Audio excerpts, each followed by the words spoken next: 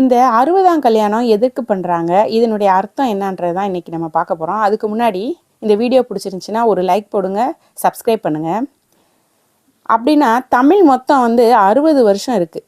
நாம் பிறந்த 60 வருஷம் கழிச்ச அதே வருஷம், இப்போ ஒரு சோமகிருத வருஷம்னு ஒன்று எடுத்துக்கோங்க சாம்பிளுக்கு.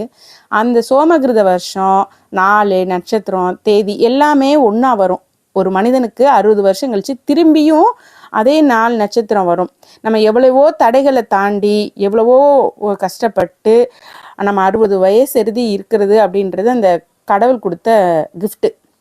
இப்போ இதெல்லாம் ஒன்றா வரும்போது அதுக்கு பேர் தான், இந்த நிகழ்வுக்கு பேர் தான் 60ஆம் கல்யாணம், மணி விழா, சஷ்டியத்த பூர்த்தி விழா அப்படின்னு சொல்லுவாங்க. அப்புறம் நாம் பிள்ளைங்க வந்து அப்பா அம்மா கல்யாணத்தை பார்த்துருக்காதுங்க, அப்படியானே?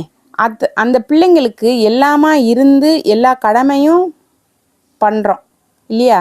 அதே பிள்ளைங்க தாய் தகப்பனுக்கு செய்யக்கூடிய விழா தான் இந்த 60ஆம் கல்யாணம் என்னும் சடங்கு.